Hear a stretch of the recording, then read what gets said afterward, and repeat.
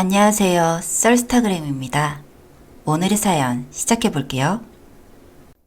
저는 40대 후반의 여성입니다. 엄마는 삼촌들 사이에서 혼자 딸이라 외롭게 자랐다면서 저에게는 아이를 많이 낳으라고 권하셨죠. 시댁은 찢어지기 어려웠지만 사람 하나만 보고 만났고 결혼을 했습니다. 제 나이엔 그런 결혼이 그렇게 흉이 아니었습니다. 지금은 상상도 못할 일이었지만요. 그래도 능력 있고 성격 좋은 남편을 만나 딸 둘을 두었습니다.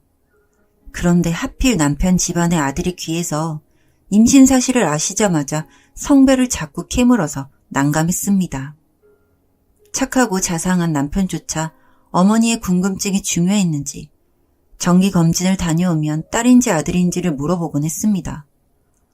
전 그때마다 할 말이 없었습니다.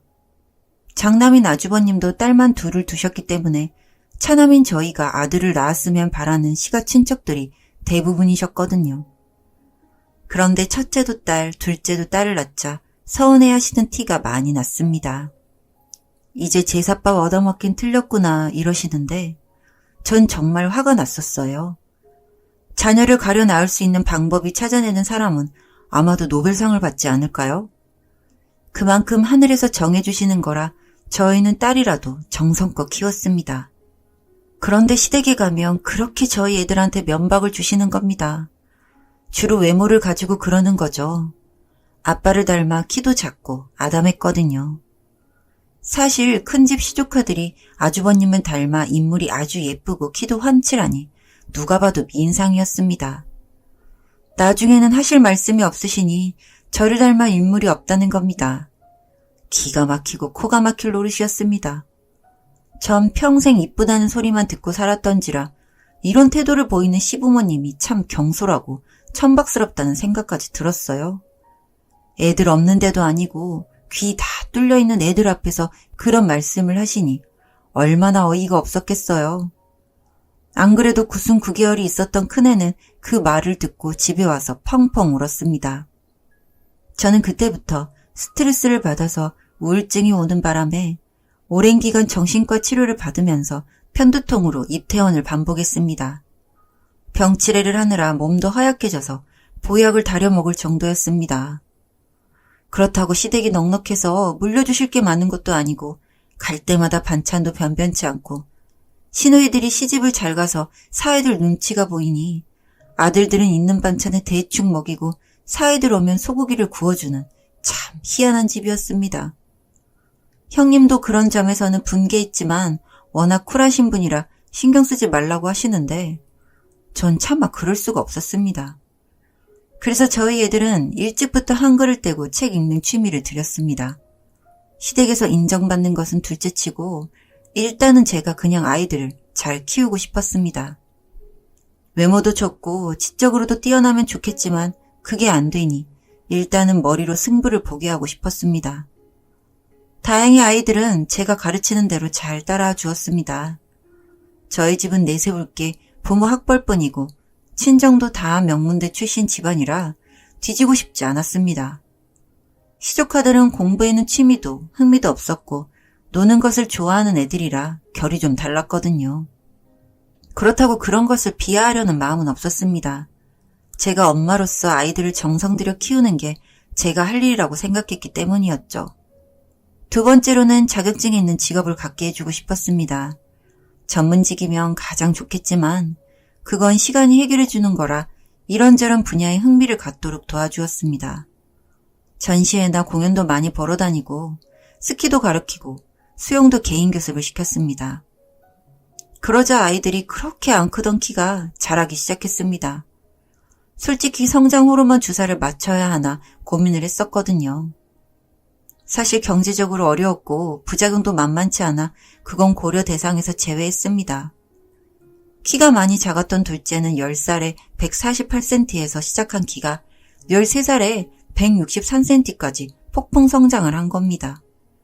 17살인 첫째는 160cm였는데 오히려 둘째가 키를 더 추월해서 요즘 추세로는 작은 키였지만 저희는 다행스러운 마음에 가슴이 뿌듯할 지경이었습니다. 남들에게는 그저 그런 키였지만 저에게는 170cm가 넘는 기분이 들었습니다. 그리고 첫째의 대학 입시 레이스가 시작되었습니다. 워낙 문과 성향에 강해서 논술 위주로 플랜을 짰는데 다행히 잘 따라와주고 초등학교 때부터 열심히 노력을 해온 보람이 있었습니다. 그렇게 3년을 보내고 원하는 명문대 사회복지학과에 합격을 했습니다.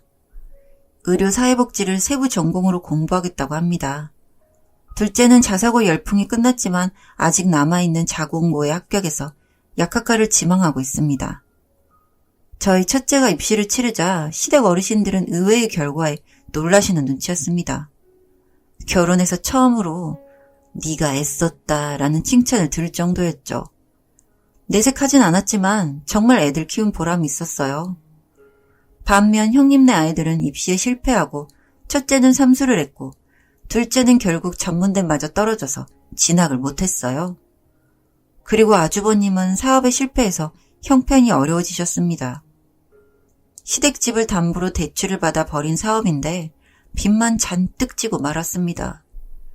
형수님이 정수기 코디를 하면서 그때부터 지금까지 살고 계십니다.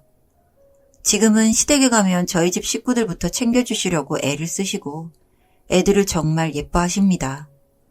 처음부터 그랬으면 얼마나 좋았겠냐마는 이제라도 그러시는 게 기분이 나쁘진 않습니다. 형님 댁하고 잘 지내고 있지만 가끔은 저희를 부러워하시는 게 느껴집니다. 저도 악의는 절대 없고 좋은 분이라 한 번도 다툼 없이 잘 지내고 있습니다. 둘 다 아들은 못 낳았지만 딸 둘을 정성 들여 키웠으니까요. 동지의식 같은 것이 남아 있었습니다. 어머님은 아들 대신 사위들에 대한 의존감이 높으셨고 시누이들의 잘 사는 시댁에 항상 신경을 쓰고 사셨죠. 세월이 흐르면서 그쪽 시댁 어른들은 다 돌아가시고 애들 고모부인 사위들은 퇴직을 하면서 같이 늙어가는 처지가 되었습니다. 반면 저희 남편만 현역에서 공기업 임원으로 남아 집안에서는 가장 크게 출세한 인물이 되었습니다.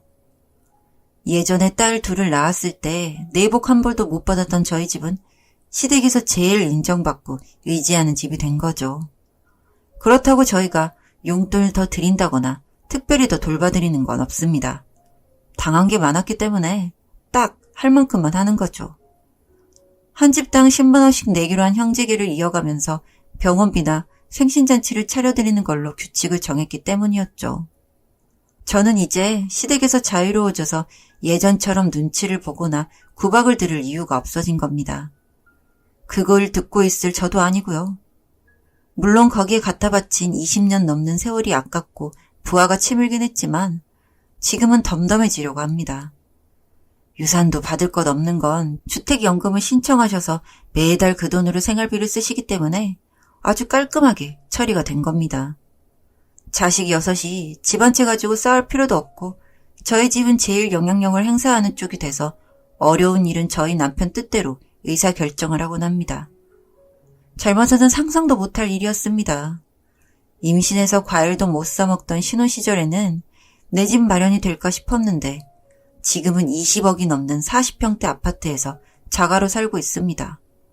살다 보니 이런 날도 오긴 하는 것 같네요. 이젠 첫딸이 교제하는 집과 혼사를 준비하려고 합니다. 빅3 대학병원 암센터 호스피스 병동에서 일하고 있는데 남친은 부원장 아들이고 암센터 종양내과 전문의입니다. 인물이나 키는 평범하지만 능력도 있고 무엇보다 제 딸을 많이 아껴줍니다. 사돈 되실 분들도 교양 있으시고 예의가 있으셔서 그 점이 제일 마음에 듭니다. 집은 병원 근처에 아파트를 얻어주신다고 해서 저는 가구나 가전을 고르고 있습니다. 둘째도 명문대 약대를 졸업하고 외국계 제약회사를 다니고 있습니다. 남편과 저만 건강하다면 이제는 큰 걱정은 던 것 같습니다. 과거에 고생하고 피눈물 흘리면서 병치레하던 옛일이 주마등처럼 스쳐 지나갑니다. 어렵게 살림하고 애들 키웠던 젊은 나를 보상받는 기분입니다. 아마 좌절하고 아무것도 안 했다면 지금의 좋은 시절이 오지 않았을 겁니다. 이렇게나마 살고 있다는 것에 대해 신께 감사드립니다.